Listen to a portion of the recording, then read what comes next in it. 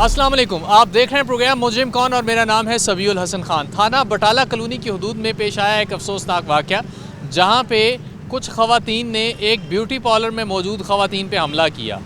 हमलावर हुई, उन्हें धमकियां दी गई और फिर ये मामला थाने पहुंचा। FIR का इंदराज हुआ। मुल्ज़िमान से मुताल्लिक़ पुलिस का क्या कहना है आपको ये भी बताएंगे, लेकिन सबसे पहले जानेंगे उस खातून से जिसके साथ ये सब कुछ हुआ और कोशिश करेंगे कि दूसरी पार्टी का मौक़िफ़ जो है वो भी आपके सामने आए कि उन्होंने ये सब कुछ क्यों किया। हम इस वक्त उस ब्यूटी पार्लर में मौजूद हैं जहाँ पे ये सारा वाक़या पेश आया है और जिस खातून के साथ, जिस बच्ची के साथ ये सब कुछ हुआ है उसके हमरा हैं हम। उससे जानते हैं कि असल में माजरा क्या था, हालात यहाँ तक क्यों पहुँचे कि मारपीट तक नौबत आ गई और यहाँ तक मामलात आ गए। इनसे हम बात करते हैं। आप यहीं पे काम करती हैं, कितने अरसे से काम कर रही हैं? मुझे यहाँ 1.5 माह हुआ है। पहले मैं मनाहिल भाई सोबिया सैलून, बाबर चौक, मियाँ चौक में वो सैलून है, उधर मैं जॉब करती थी एज आ वर्कर। 2.5 साल मैंने उधर जॉब की है। फिर मैंने उस अपनी ऑनर को बोला है, सोबिया रियाज को, कि आप ही मैंने अपना सैलून करना है, मैंने अपनी अब करना है, अब मैंने जॉब नहीं करनी। वहाँ पे और कितनी लड़कियाँ काम कर रही हैं? 7-8 लड़कियाँ काम करती 7-8 लड़कियाँ कर रही हैं। आप भी वहाँ काम कर रही हैं? मैं भी एज आ काम करती थी। तो मैंने उसे बोला है कि मैंने अब अपना काम करना है। अच्छा, उसे चुप थी, उसने कहा ओके। जब उसे ये नहीं पता था कि मैंने उसी के एरिया में मतलब सैलून बनाना है। जैसे ही उसे पता चला कि मेरे एरिया में बना रही है, उसने मुझे धमकियाँ देनी शुरू कर दी कि मैंने तुम्हें बटाला कॉलोनी में रहने नहीं देना, तुम्हें यहाँ पार्लर नहीं चलाने देना, तुम ये नहीं करोगी, वो नहीं करोगी। मैंने इग्नोर किया, मैंने कहा बकवास कर रही है, खुद ही चुप कर जाएगी। बट ये 1.5 माह बाद फिर से उसे मतलब वो इशू हुआ है कि जब उसे पता चला कि ये तो रन करना स्टार्ट कर गई है, तो उसने फिर से वो धमकियाँ देनी शुरू कर दी, इल्ज़ाम लगाने शुरू कर दिए। इससे हमारी मुँह मारी हुई है, थोड़ी सी वॉइस चैट पे ना बहस हुई है कि उसने मुझे काफ़ी मतलब ऐसे ऐसे वर्ड्स यूज़ किए जो कि बताए नहीं जा सकते। उसके बाद वो मेरे पार्लर आई है साथ एक अपनी वर्कर को लेके, और यहाँ आके उसने मार्केटाइज शुरू कर दिया, जिसकी CCTV फुटेज टोटल मीडिया पे वायरल है। अच्छा, ये बताएं कि आप, ज़ाहिर सी बात है, जब कोई इदारा छोड़ते हैं, कोई जगह छोड़ते हैं, उसके कुछ तरीक़ाकार होता है। ये पहले से वज़ा होता है जो एम्प्लॉयर और एम्प्लॉई के दरमियान होता है। तो आपके कोई शराइत और कुछ ऐसे किसी जगह पे आपने साइन कर रखे थे, या कोई वर्बली कोई ऐसी बात उससे हुई थी कि मैं छोड़ूंगी तो इस एरिया में काम नहीं करूंगी, या अगर मैं छोड़ के जाऊंगी तो मैं कुछ नोटिस पीरियड सर्व करके जाऊंगी, कुछ इस तरह की बातें हुई थी? ऐसा कुछ भी नहीं था। इसने बोला था कि जिस मेरे वर्कर ने भी छोड़ना है ना, वो मुझे 1 माह पहले बताए। मैंने इसे 1 माह पहले बताया था। मैंने कहा अभी मैं ये लास्ट मंथ लगाऊंगी आपका, उसके बाद मैंने अपना कर लेना है। इसने कहा ओके, क्योंकि सीज़न ऑफ है। ये ऐसी कोई बात नहीं हुई कि मतलब इस एरिया में आप नहीं कर सकती काम? कोई ऐसी बात नहीं है, कोई ऐसा एग्रीमेंट नहीं है जो मैंने इसके साथ किया हो। मैंने इसको 1 माह पहले बताया है, 1 माह बाद मैंने छोड़ा है, इसको बता के छोड़ के आई। कोई ऐसा इशू नहीं था। 1-1.5 माह के बाद अब ये मुझ पर इल्ज़ाम लगा रही, इसने तो मेरी चोरी भी की, एडवांस भी लिया। जब मैंने 1 माह पहले छोड़ा है, 1.5 माह, तब इसने नहीं मुझे पूछा, तब इसने पुलिस को नहीं बताया। अब ये 3 डेट की जो भी FIR या दरख्वास्त चेक करवा रही है, ये 1-1.5 माह पहले नहीं इसने चेक करवा दी, या 1-1.5 माह पहले नहीं इसने ऐसा कुछ कर दिया कि हमने इसके पैसे देने। अब एकदम से मैंने पैसे भी देने, मैंने इसके साथ फ्रॉड भी कर दिया। ऐसे तो कोई भी थर्ड पर्सन उठ के कह देगा कि इस बंदी ने मेरे पैसे देने, तो उसकी ज़ुबान पे होगा। हमारा सबूत नहीं दिख रहा, उसे नज़र आ रहा कि उसकी एंट्रेंस से लेके उसके जाने तक की बाकायदा टाइमिंग के साथ फुटेज है, और वो चीज़ अब अपनी मर्ज़ी से जो मर्ज़ी इल्ज़ाम लगा दे। मतलब वो अब इल्ज़ाम तराशी आप पे अलग से कर रही है। अच्छा, फिर ये सब मारपीट हुई, ये सब कुछ हुआ, कितने लोग उस दिन यहाँ पे मौजूद थे? जिस दिन ये सारा वाक़या हुआ, मैं और मेरी ये पार्टनर तारा, हम दोनों पार्लर में मौजूद थी और कोई तीसरा पर्सन नहीं था। उसकी एंट्रेंस हुई है, उसने मारना शुरू किया है, वो खुद आई है और साथ उसकी एक लड़की आई है और साथ उसके एक रिक्शे वाला। इन दोनों ने आके इसको बाहर निकाल दिया और ख़ुद मारना शुरू कर दिया है। इसने कॉल करके इर्द गिर्द से बुलाना शुरू किया कि हमें ऐसे हो रहा है वैसे, उसने किसी के अंदर एंट्रेंस नहीं की। और फिर मज़ीद 10 से 15 मिनट के बाद जब ये सिलसिला स्टार्ट हुआ है ना, फिर इसने पीछे कॉल करके 3 लड़कियों को और बुला लिया, जो फुटेज में नज़र आ रहा है, जो इसको बाद में पकड़ के लेके गई हैं वापस के। जब गैदरिंग ज़्यादा हो गई, बाहर लोगों ने वीडियो बनाना शुरू कर दी, बाहर से इकट्ठा होकर, तब वो लड़कियाँ पकड़ के इसको लेके गई हैं। अच्छा, वो ये वाक़या होने के बाद पुलिस आती है, पुलिस का क्या इस पर रिस्पॉन्स क्या होता है? पुलिस का रिस्पॉन्स ये है कि हमने फ़ौरन 15 को कॉल की है। अब ज़ाहिर बात है, छितर तो हमें पड़ रहे थे, सीधी सी बात है। अब हम पुलिस को भी कॉल कर रहे हैं, साथ अपनी सेफ्टी भी कर रहे हैं। उस बंदी के साथ जो पर्सन थे वो भी मज़ीद पुलिस को कॉल कर रहे हैं। सारा वाक़या यहाँ के होने के बावजूद जो 15 वो पहले उधर पहुँची है, उधर से तसल्ली से होकर फिर वो हमारे पास आई है। फिर बाकायदा हमने 15 को अपनी वीडियो भी दिखाई है कि ये चीज़ हुई है, ये ऐसे है। फिर वो जो भी उधर क्या करने गए हैं वो कह रहे हैं हमें उधर से पहले ज़्यादा कॉल आई है। हमारी वीडियो में साफ नज़र आ रहा है उसकी एंट्रेंस, उसका मारना और उसका जाना। किसी आप एक में से कोई बंदा तो उधर नहीं गया वहाँ पे? कोई भी नहीं गया, अच्छा, आप में से कोई नहीं गया वहाँ? कोई भी नहीं गया। वो एंट्रेंस उसकी हुई है, उस एंट्रेंस से लेके जाने तक में साफ नज़र आ रहा है किसी एक पर्सन ने उसको यूं टच तक नहीं किया कि यूं टच तक भी किया हो। और घर जाके अगर वो अपने ज़ख्म कर लेती है या अपने कपड़े फाड़ लेती है, ये तो करने को कुछ भी कर ले फिर वो। अच्छा, मुझे ये बताएं कि पहले भी इससे कोई आपकी उसके साथ लड़ाई, कोई झगड़ा, कोई इस तरह की कोई बात? कुछ भी नहीं था, कुछ भी नहीं था। मेरा सोशल मीडिया पे खुद का पेज भी है जिस पे मैं अपना वर्क लगाती हूँ, उस पे सारा लगा हुआ है। एज अ क्लासेस देती थी इसके प्रोडक्ट पे मैं, ऐसा कुछ भी नहीं था। एकदम से इसको जब पता चला कि ये मेरा सैलून छोड़ रही है, मेरा काम ठप्प हो जाना है, ऊपर से मेरे एरिया में बना रही है, इसको लेके इसने धमकियाँ दी हैं। आपको पहले धमकियाँ देती रही है, फिर मारपिटाई हाँ, हुई। पहले धमकियाँ अब इसके बाद भी इसने कोई धमकी या जब कुछ यहाँ से वो होके गई है, ये सारा वाकया हो चुका था, FIR हो गई है हमारी। उसके बाद इसने मुझे धमकी दी, बाकायदा हमारे पास उसकी वॉइस चैट पड़ी हुई है। उसने कहा है कि मैंने अपनी बेल करवा ली, कोई मेरे पे छापा नहीं पड़ा, कोई मेरे पे FIR नहीं हुई, मैं अपने घर में बैठी हूँ, तुम जो मेरी वीडियो वायरल कर रही हो तुम्हें ये बहुत बुरा अंजाम भुगतना पड़ेगा। ऐसी वैसी बहुत गंदे वर्ड्स के साथ ना वो उसने मुझे मतलब फिर से दोबारा धमकियाँ दी अपनी ये ज़मानत के बाद। ये गुफ्तगू आपने सुनी है और इसमें आप देख सकते हैं कि इफ़ेक्ट ही थी मेन शबाना। इनके यहाँ पे पॉलर पे वो ख़ातून आती हैं और मारपीट करती हैं, लेकिन उससे पहले क्या कुछ हुआ, ये वाक़या क्यों कर पेश आया, ये सब आपको इन्होंने बताया। एक और इनकी पार्टनर भी यहाँ पे मौजूद थी, उनसे भी बात करते हैं, उनसे जानते हैं कि हो सकता है उनके साथ कोई इस तरह की कोई पहले बात हुई हो या उस दिन क्या क्या हुआ था और फिर कितनी देर बाद किस तरह से वो ख़वातीन बाहर निकली हैं, यहाँ पे लोग जमा हुए हैं या ख़ुद ही फिर मारपीट करने के बाद यहाँ से वो चली गई।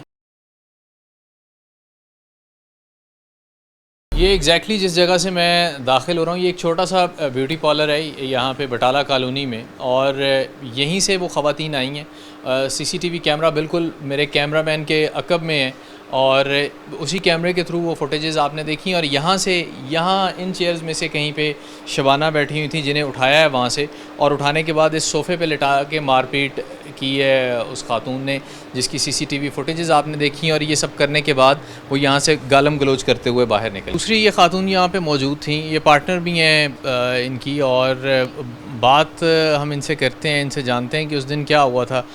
क्या आप रूटीन में क्या कर रही थी जब ये ख़वातीन आई हैं? हम थोड़ा सा काम कर रहे थे, ये अंदर एंटर हुई है, तो एंटर होते ही उसने आते ही शबाना पे हमला कर दिया है। मैंने उसको रोकने की कोशिश की है, तो उसके साथ जो लड़की थी आमना, उसने मेरे पे अटैक किया, मुझे मार के बाहर धक्के दिए हैं। उसके बाद मैंने 15 को कॉल किया, बाहर जाके फिर उसने मुझे मारा है। उसके बाद उसने 1-2 बार मेरे अंदर चक्कर लगे हैं। मैंने फिर अपने जो हमारे हैं अजीज़ उनको बुलाया है, उन्होंने भी अंदर आके रोकने की कोशिश की है, लेकिन जो वो आमना थी उन्होंने उनको भी धक्के दिए हैं कि आप लोग बीच में ना हो। वो गालियाँ भी दे रही थी, मार कुटाई भी करी थी, इसका गला भी दबाया, मैंने देखा, सांस भी उन्होंने इसका बंद किया, तो इसकी चेन भी ली है उन्होंने, उतारी है, जो बाकायदा CCTV में साफ नज़र आ रहा है कि उन्होंने पकड़ के रखी है अपने ना पास। ये सब कुछ हुआ है, तो बड़ी कोशिश की कि वो बाज आ जाएं, पर वो नहीं रुकी हैं, धमकियाँ दी हैं। उसके बाद भी इधर से गई है, FIR हुई है, फिर मज़ीद ग्रुप में जाके उन्होंने ना धमकियाँ दी है कि मेरा किसी ने कुछ नहीं बिगाड़ना। अब वो ये कर रही है कि हमें किसी से पता चला कि वो कह रही है जी मैंने फायर मारना है इनको, मैंने छोड़ना नहीं है इनको। ये चीज़ इतला दी है इस चीज़ की? सब पता है पुलिस को, साथ साथ हम सब कुछ बता रहे हैं पुलिस को कि वो हमारे साथ ऐसा कर रही है। ठीक है, इसकी FIR हो गई और फिर उसके बाद अबूरी ज़मानतें इन्होंने करवा ली। अच्छा, पुलिस फौरी तौर पे यहाँ पे आई 15 की कॉल के बाद? कितनी देर बाद पुलिस पहुँची? पहले तो वो उधर मिनाहल भाई सोबिया पार्लर पे गई हैं मियाँ चौक में, उसके बाद वो इधर आई हैं, तो आके कहते जी उन्होंने तो अपने कपड़े फाड़े हुए हैं कि आपने उनको बहुत ज़्यादा मारा है। तो हमारे पास तो CCTV कैमरे थे, हमने उसी टाइम वीडियो ऑन की है, ऑन करके उनको दिखा दी। तो जो पुलिस वाले थे उन्होंने कहा आप दरख्वास्त दो। वो तो फिर ऐसे झूठ बोल रही हैं, उनको तो एक भी नहीं लगी है, आपने तो हाथ भी नहीं लगाया दोनों में से किसी ने, ना किसी और ने आगे होके उनको पकड़ा है, रोकने की कोशिश भी नहीं की है कि लेडीज़ है। जेंट्स अगर पकड़ते तो उन्होंने और तमाशा करना था। और कितने अरसे से यहाँ पे अभी रिसेंटली ये आपने इनके साथ स्टार्ट किया है? मुझे अगस्त में मैंने स्टार्ट किया था। पहले मेरी यानी कि हमारा अपना सिस्टम था सिस्टर के साथ। अभी ये जब आई हैं ना तब मेरी इनके साथ पार्टनरशिप हुई है। तकरीबन डेढ़ मंथ हो चुका है। 1.5 माह पहले आपने इनके साथ पार्टनरशिप की है। आप भी पहले इन खातून के पास काम करती रही हैं? मैं क्लासेस लेती थी इनके पास, तो मेरी मुलाकात शबाना के साथ उधर ही हुई थी। तो इनका जब मुझे पता चला कि ये अलग से पार्लर बनाना चाह रही है, ये चाह रही है कि मैं जॉब छोड़ के अपना सेटअप अलग से करूँ, तो मैंने इनको कहा कि आप मेरे साथ काम कर लो, मेरे से काम संभाला नहीं जाता। तो इन्हें कहा चलो ठीक है, मैं सोच के बताऊंगी। ये मामला है। फिर इनका जो भी माइंड बना, ये उधर से आई हैं, मेरे साथ पार्टनरशिप की है, वो उनसे बर्दाश्त नहीं हुई। सोबिया ने ख़ुद भी मुझे ऑफ़र करवाई थी कि आप ना मेरे साथ काम कर लो। मैंने कहा नहीं, मैंने नहीं करना किसी के साथ।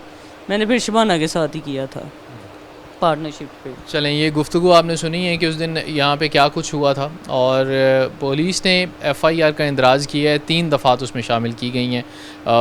पुलिस का इस पे मौक़िफ़ क्या है वो भी जानेंगे, और कोशिश करेंगे कि ये जान सकें कि ऐसे वाक़यात पेश क्यों आते हैं, क्या वजूहात होती हैं उमूमी तौर पे ऐसे वाक़यात के पीछे।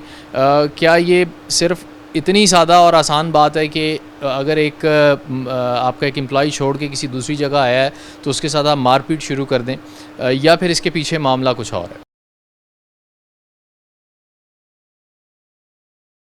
इस वक्त हम लोग उन ख़ातून के साथ मौजूद हैं जो पार्लर में आई हैं, और जो कुछ आपने देखा है वो आपके सामने है। इनसे हम बात करते हैं कि असल में माजरा हुआ क्या है, और उसके बाद से अब तक क्या ये वाकई पार्लर छोड़ने का मामला था या इसके पीछे माजरा कुछ और है, ये हम इन्हीं से जानते हैं। सोबिया नाम है जी आपका? जी, मेरा नाम सोबिया है। ये कितने टाइम से आप यहाँ पे पार्लर चला रही हैं, काम कर रही हैं? मुझे 32 इयर्स हो गए हैं पार्लर चलाते हुए फैसलाबाद में। अच्छा, ये जो खातून है इनको आप कितने टाइम से जानती हैं? इनको मैं 3 साल से, ये 3 साल से मेरे पास जॉब कर रही थी। ये पहले सखियाँ शबाना के पास होती थी, उसके बाद मेरे पास आई थी जॉब के लिए, और 50,000 पे मेरे पास काम कर रही थी। और इनके जो हस्बैंड है मुजीब उर्फ अब्बास, वो 30,000 पे एज अ राइडर मेरे पास जॉब कर रहे थे, और 15,000 वो मेरे से एज अ पेट्रोल लेते थे आने जाने का। ठीक है, मतलब आपके पास आपके ये परमानेंट एक तरह से आपके साथ एम्प्लॉइज़? Yes yes yes. अच्छा, क्या माजरा क्या होता है, क्यों ये छोड़ के यहाँ से क्यों जाती है? जहाँ से ये छोड़ के एक्चुअली मेरे पास जो ताहिरा है जिस सैलून पे ये गई है, आप ज़रा उनका भी मेरा ख्याल है लेबॉरेटरी टेस्ट होना चाहिए, उनका भी टेस्ट होना चाहिए। मेल है ना, वो है ना, उनका जेंडर ही अभी किसी को मालूम नहीं है। वो बच्ची मेरे पास आना शुरू हुई है, इसकी उसके साथ लैक थी। वो आपके साथ भी वो खातून काम करती थी? वो बच्ची मेरे पास काम नहीं करती थी, वो मेरे से प्रोडक्ट परचेज करती थी। उससे इसकी लैक हुई है। इसने कहा बाजी मैंने सैलून अपना बनाना है, तो बड़ी हंसी खुशी मेरे से गई है। लेकिन मेरा इसका जो मामला था, मेन जो बैक के एक जो मेरा चल रहा था, वो जस्ट मेरी लेन देन का मामला था, जो मैंने 2 मंथ हो गए इसको छोड़े हुए। मैंने बड़े अच्छे तरीके से प्रोटोकॉल से इनको इधर से भिजवाया है। मुझे जाहिर है मेरे पास तो 3600 लोग आते हैं, काम करने आते हैं, बैठ जाते हैं, जाते हैं। मेरा कभी किसी के साथ ऐसा इशू नहीं हुआ। अच्छा, तो ये आपका लेन देन का मामला था। जब ये आपके छोड़ के गई है आपसे, तब आपने क्लियर नहीं किया इससे? नहीं, इन्होंने कहा था कि मेरी कमेटियां हैं, जो कमेटियां अमान कुरान से मैं हल्फन ये बात करती हूँ कि कमेटियां हैं, जब हमारी निकलेंगी हम आपको थोड़े थोड़े करके देंगे। क्योंकि मैंने हमेशा से, मेरे पास जो बच्चियां रही हैं, मैंने उनको हेल्प आउट किया है। क्योंकि अल्हम्दुलिल्लाह मेरा इतना स्टेटस है कि मेरे पास 20 वर्कर काम कर रहे हैं और उनको मैं हेल्प आउट करती हूँ, और ये सारी दुनिया को पता है कि मैं उनको हेल्प। ठीक है, ये आपके साथ काम करती रही है, और 2 माह पहले ये आपको ये कह के गई है कि मैं कर दूंगी, मैं पैसे आपके क्लियर कर दूंगी। ठीक है। और इनके जो हस्बैंड थे वो एज अ राइडर मेरे पास थे, जहाँ इन्होंने सामान दिया हुआ था, इनके वो प्रूफ भी मेरे पास पड़े हुए हैं जो मैंने पेमेंट्स लेनी है। सैलून्स पे मैंने 2-4 सैलून्स पे पेमेंट के लिए भिजवाया है, जिन्होंने कहा है कि ये पेमेंट्स ले जा चुके हैं। अच्छा, एक चीज़ मुझे थोड़ा सा समझाइएगा, वो ये कि कितने लेन देन का एक तो मामला था इसके साथ? शबाना के साथ 2 लाख हक अमान कुरान से मेरे से इसने एडवांस लिया था। 4 लाख रुपया इसने मेरे से बग़ैर पूछे बेईमानी के साथ इसने मेरे जो है इधर से अकाउंट से निकाला। बाद में मान भी गई है क्योंकि इसके अब्बू वाकई बहुत सीवियर बीमार थे और इसके अब्बू का कोई बिजनेस नहीं है। इसके भाई जो हैं फैक्ट्रियों में मेरा ख्याल 15-20 हज़ार रुपये काम करते थे और इसके बाप को हेपेटाइटिस और किडनीज का कोई प्रॉब्लम था। 4 लाख रुपए इसने कहा है कि मैंने अब वो आपका देना है। बिल्कुल अमान कुरान से इसने देना था और इसने बोला भी था कि बाजी मैं दे दूंगी, मेरे से गलती हो गई है, मुझे समझ नहीं आ रही थी कि मैं किस तरह आपसे लूं और मैंने लेके लगा दिए हैं, लेकिन मैं आपको बहुत जल्द क्लियर कर दूंगी। एक जो बिजनेसमैन होता है ना उसकी अप्रोच ज़रा डिफरेंट होती है, वो ज़रा मुख्तलिफ तरीक़ों से देख रहा होता है चीज़ों को। आपने उसी वक्त पुलिस को इंगेज क्यों ना किया, उसी वक्त बाकी लोगों को इंगेज क्यों ना किया कि भाई ये मेरा ये नुकसान हुआ है मेरी इजाज़त के बगैर। 4 लाख रुपए एक अच्छी खासी अमाउंट होती है, थोड़े पैसे नहीं होते। तो ये मतलब जो भी मामला जो भी था उस वक्त इसका इस चैप्टर को बंद क्यों ना किया गया?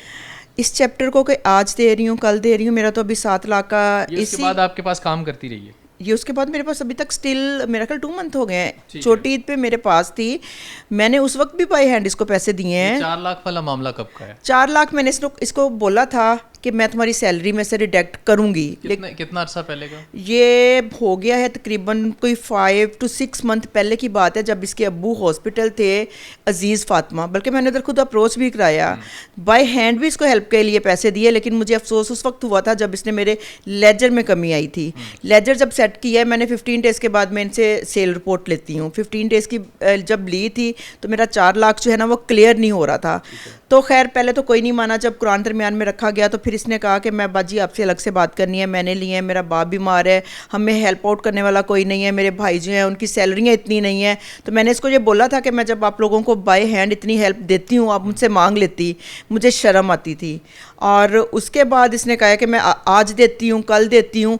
मैंने तो अभी भी इतना बहुत ज़्यादा फोर्सली जो है ना इसको वो नहीं किया था कि ये समझे ना कि मैंने सैलून अलग बना लिया है तो बाजी शायद जेलस हो रही हैं। और मैंने इसको इस हद तक भी कहा था कि अगर तुम्हें सैलून में भी किसी चीज़ की ज़रूरत है मैं तुम्हारे साथ खड़ी हूँ। मेरी इसकी सैलून की भी लड़ाई कोई नहीं थी। इसके हस्बैंड ने भी मार्केट में मेरा 7 लाख लगवाया हुआ है। जो मार्केट के जो सैलून्स ऑनर्स हैं वो खुद कहेंगी कि इन बंदों से हमने ये चीज़ें ली हैं, इनके बिल जो हैं शगुफ्ता और मुजीबुर रहमान हमसे लेके जाते रहे हैं। मैंने वो बिल्स पे लिखवाया हुआ लोगों से। अच्छा, इनकी कोई रिटर्न कुछ चीज़ें हैं आपके पास? पहले तो 6 लाख की और दूसरा बाकी जो 6 लाख की मेरे पास जो इसकी रिटर्न है इसकी ज़ुबान ही थी। मुझे नहीं आइडिया था कि ये इतना घटिया काम करेगी, लेकिन जो बाकी लेन देन इनका है उसका रिटर्न मेरे पास ज़ुबान पे तो वो कहती है कि मेरा कोई मामला नहीं है। ये तो देखिए वो तो कहती है कि मेरा मामला भी कोई नहीं है, बाजी ने मेरी चेन भी उतार ली है और बाजी ने मेरा ये भी कर लिया है, बाजी ने मेरा वो भी कर लिया है। तो अब जो भी कहती जाएगी मैं वो सच तो नहीं है। सच तो असल हक़ाइक़ तो कुछ और है। अभी मैंने इसको आपको इनकी वॉइस सुनाई है कि आपको ये वही शबाना नज़र आ रही है, बानो नज़र आ रही है जो बहुत मजलूम बनी बैठी हुई है, कि ये वही शबाना है जो कह रही है कि मैं मेरी गुजारिश सुने। वॉइसेस तो मतलब आपकी भी काफ़ी जो है ना वो हम तक नहीं, वो काफ़ी जगहों तक उसने पहुंचाई हैं। वो नहीं मेरी वॉइसेस नहीं है, मेरी वॉइसेस नहीं है, क्योंकि मैंने कहा था दफ़ा दूर मेरे पैसे क्लियर करो। मारने की धमकी नहीं आपने इसको दी? मैंने क्यों मारना है? मैं सेंसिबल हो रहा हूँ, तो मैं बिजनेस करती हूँ, मेरी बेटियाँ हैं, मेरी औलाद है, मेरा घर है। मैंने इसको मार के गंदे खून से अपने हाथ क्यों रंगने थे? मारने की मैंने जहाँ भी धमकी दी है इसको, ये मुझे साबित कर दे।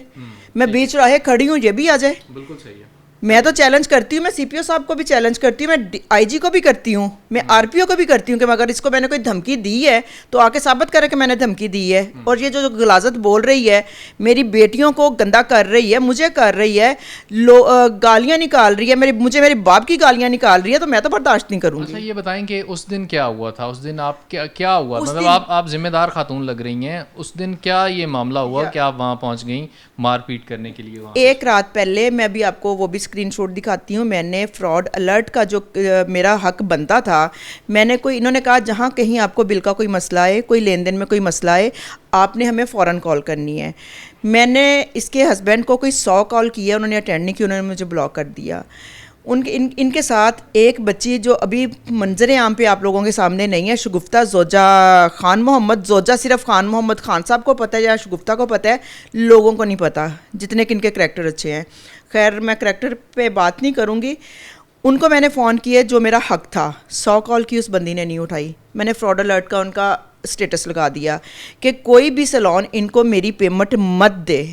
ठीक हो गया, ये मेरा राइट था। ये मतलब हमारा इनसे कोई लेना देना नहीं है, लेना देना नहीं है। मेरी जितनी पेमेंट्स हैं आप लोगों ने SR ट्रेडर्स को क्लियर करनी है, आपने इन लोगों को नहीं करनी, इनको मैंने फ्री कर दिया है। इसने जब देखा कि मेरे हस्बैंड का स्टेटस लगा हुआ है, इसने भौंकना शुरू कर दिया, जे प्यो दियाँ ते मेरे पार्लर आ, जे तेरी माँ पार्लर आएंगी, तू मैंने दस सही आके तू ये कर तू वो कर। खैर हमारी फैमिलियों में ये लूज टॉकिंग इस तरह की नहीं चलती। तो मैं तो गई थी कि पार्लर इसको बता दूं मैं आ गई हूँ। आगे जो भी सीन चला है वो प्री प्लानिंग चला है।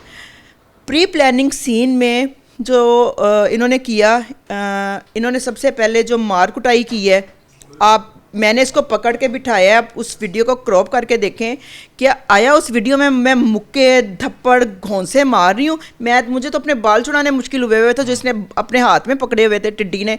मैं तो शुगर की पेशेंट हूँ और हेपेटाइटिस की पेशेंट हूँ, मैं तो किसी को इतना मार ही नहीं सकती। मैंने तो कभी एक चींटी नहीं मारी, तो मैंने थप्पड़ इसको क्या मारना था। आपने उसको पकड़ा है और बालों से पकड़ के आपने उसको सोफे पे बिल्कुल सोफे पे लिटाया। मैंने कहा बता, मैं तो अपने बाप की थी, मैं आ गई, अब तुम बताओ पेमेंट देती हो मुझे।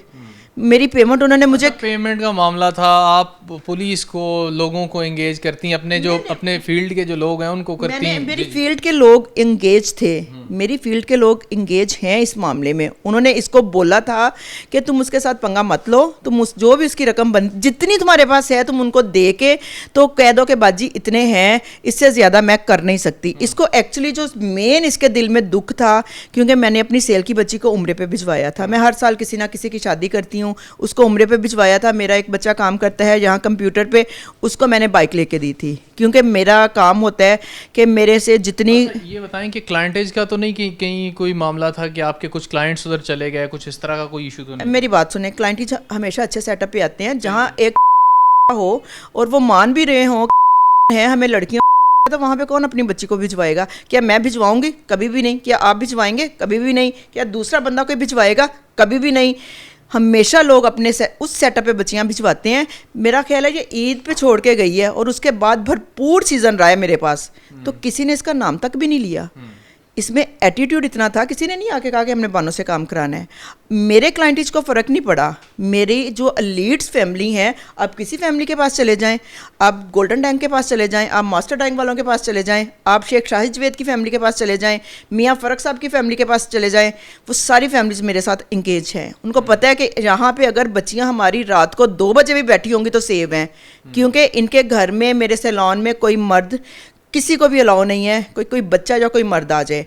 और जो इन लोगों ने, आईजी साहब से मेरी रिक्वेस्ट है या मेरी सीपीओ से, आरपीओ से, कि मैं 302 की कातला नहीं थी, कि पुलिस भी मेरे अंदर आई है। मैंने जो आईओ आई हैं यहाँ पे, सवेरा जी, मैंने उनको बोला है कि मैं घर पे नहीं हूँ। उन्होंने मेरे बच्चों को हरासा क्यों किया? रूम से मेरे बच्चों को निकाल के कह रही हैं कि मैंने आपकी मम्मा की तलाशी लेनी, मैंने तलाशी लेनी है रूम की मम्मा के लिए। उन्होंने कहा हमारी मम्मा कोई पेन तो है नहीं कि वो किसी दराज में है या कैबिनेट में है, हमारी मम्मा घर पर नहीं है। अल्हम्दुलिल्लाह मेरी बच्ची क्रिमिनोलॉजी कर रही है, मेरी बच्ची सेंसिबल बच्ची है, कोई इतनी बेवकूफ़ नहीं थी। उसने कहा कि आप हमारे साथ तरीके से बात करें, आप इतना रूटली बात नहीं कर सकती, और मुझे वो ऑर्डर दिखाएं कि जिस ऑर्डर पे ये गन्ने लेके आप पुलिस वालों को हमारे घर के अंदर लेके आई हैं। क्या शबाना जी से पूछें कि इनके जो पीछे थे लोग, वो बाहर गाड़ी पे लेके फॉटेज नहीं बना रहे थे? क्या इन्होंने मुझे प्री प्लानिंग फ्लॉप करने की कोशिश की है? अल्लाह मियाँ बाज़ दफ़ा ज़िल्लत से भी इज़्ज़त दे देता है। और अल्हम्दुलिल्लाह मुझे, मेरी जितनी सीनियर्स हैं, किसी के पास चले जाएं, उन्होंने मुझे यही कहा कि हम तुम्हारे साथ हैं। इस तरह के वर्कर्स कोई मायने नहीं रखते। और मेरे भाई ने मुझे भाई से कॉल करके कहा है कि तुझे एक बात समझाई थी कि जिस स्टेज पे, जिस ऊंचाई पे काम कर रही हो ना, तो घर में कोई कुत्ता भी रखना है ना तो नस्ली रखना। तो तुम्हें ये पता ही नहीं चला कि 2 टके की औरत। ये जो अभी आपने भी कोई रपट थाने में करवाई है, वो किस चीज़ की रपट है? वो डेफिनेट मेरी लेन देन की है। और जब मैं इनके उधर गई हूँ सैलून पे, जब ये मार कुटाई इन्होंने मुझे की है, इन्होंने एक फॉटेज तो आपको दे दी, एक फॉटेज मैं दे रही हूँ जो क्रॉप की हुई है, ठीक है। दूसरी जो बाहर इनके मर्दों ने बनाई है फॉटेज, जिन्होंने सड़क पे लटा के मुझे है, मेरे बाल खींचे हैं, मुझे मारा है, और मेरा हैं आपके पास? वो फुटेजेस मेरे पास हैं, और वो ये मुझे अब कैमरों से निकाल के दें। जाहिर है मैं तो अपना कैमरा, मैं तो लड़ाई के मूड में गई नहीं हूँ, मुझे नहीं पता था प्री प्लानिंग इन्होंने इस तरह करना है। खुश हो रहे हैं। देखें आप, झगड़ा तो आपने, ये तो हुआ है ना, ये तो मतलब डेफिनेट झगड़ा, देखें डेफिनेट झगड़ा हुआ है। आपको पता है भाई, आप मुझे थोड़ा एक मेरी बात का जवाब देंगे अगर आप बुरा ना मनाएं? जेलों में जो गैरतमंद लोग बैठे हुए हैं, वो किस लिए बैठे हुए हैं? जिनको कोई नहीं पूछता, जिनके पीछे कोई नहीं है, क्यों हैं वो लोग? गलत करते हैं, गलत बैठे हैं, गलत हैं वो करते गलत हैं। जो कानून को अपने हाथ में लेता है। मेरी गुजारिश सुन लीजिएगा, ये सिर्फ ना गुस्सा होता है 15 सेकंड्स का, 20 सेकंड्स का। मेरा गुस्सा भी 2 मिनट का सोफे पे ही था जहां मैंने बैठ के उससे बातें कर रही हूँ। अगर 15 उसके बाद तो मैं कुट खा के आई हूँ वहां से, मार के नहीं आई। वो जो 15-20 सेकंड अगर मेरी गुजारिश सुन लें, मैंने मोर देन 1000 क्रिमिनल्स को इंटरव्यू किया है अपने इसी प्रोग्राम के थ्रू पिछले 2.5 साल के दौरान। जब भी हम उनसे बात कर रहे होते थे ना, तो वो एक बात हमें कहते थे कि भाई काश वो वक्त वापस लौट आए और मैं वो लम्हा वापस ले आऊँ और अपने उस गुस्से पे, अपने उस एंगर पे काबू पा लूँ जिस वजह से ट्रिगर मेरे हाथ से दबा। तो वो जो 15-20 सेकंड होते हैं वो बड़े इंपॉर्टेंट होते हैं। इसका मैं आपको जवाब देती हूँ। मैं कहती हूँ कि काश वो 15 मिनट मेरे हाथ में आ जाएं और मैं इधर से प्री प्लानिंग जाती। और तीसरे नंबर पे कि ऐसी औरतों को इबरत का निशान बनाया जाए जो हैं और लोगों पे इल्ज़ाम भी लगाती हैं। और मेरी एक और बात, मेरी चेन्स जो उधर टूटी गिरी हैं, वो काइंडली उनसे मेरी रिक्वेस्ट है कि मेरी चेन्स और जो है मुझे मारा है, मेरे बाल मर्दों ने खींचे हैं, इन पे दफ़ा 302 लगाई जाए। किसी मर्द का कोई हक नहीं था मुझे हाथ लगाने का। आपने एफआईआर के लिए दरख्वास्त दे दी।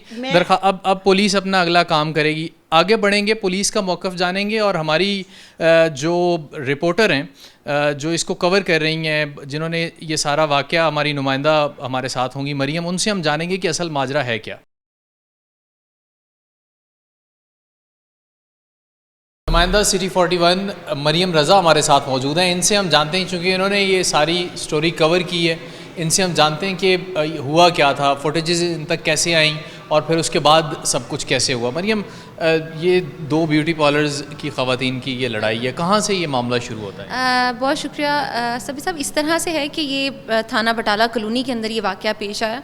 वहाँ पर बाबर चौक के पास 2 ही पार्लर बनाए गए हैं, हालांकि वहाँ पे दीगर और भी पार्लर्स मौजूद हैं, लेकिन ये खातून जो सोबिया हैं उनके पास 1 माह पहले शबाना काम करती थी और शबाना के मुताबिक वो बहुत बेहतरीन एक आप कह लें ब्यूटिशियन थी, जो बड़ी अच्छे तरीके से सोबिया के तुम्हारे पार्लर को जो है वो अरेंज कर रही थी, उसको संभाल रही थी। ये वो पिछले 1 माह पहले सोबिया ने सारा कुछ अपना जो है उसके साथ काम करी थी, लेकिन शबाना ने 1 महीने पहले अपना काम वहाँ से छोड़ के वो अलग से उन्होंने अपना कारोबार शुरू किया। बकौल शबाना के वो अपनी दोस्त के साथ कारोबार शुरू करी थी और उनकी किसी ज़ाती वजूहात की वजह से उन्होंने वो पार्लर छोड़ा था। हालाँकि उनका शौहर भी उसी पार्लर में काम करता था जहाँ पर सोबिया के पार्लर में जहाँ पे ये थी।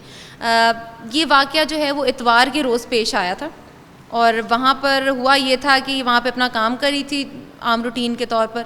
ये सोबिया वहाँ पर आई हैं, सोबिया, आमना और इसके साथ साथ 3-4 ख़वातीन और भी मौजूद थी जिन्होंने आके उसके ऊपर हमला किया है, ज़दोकोब किया है, उसको मारा भी है। और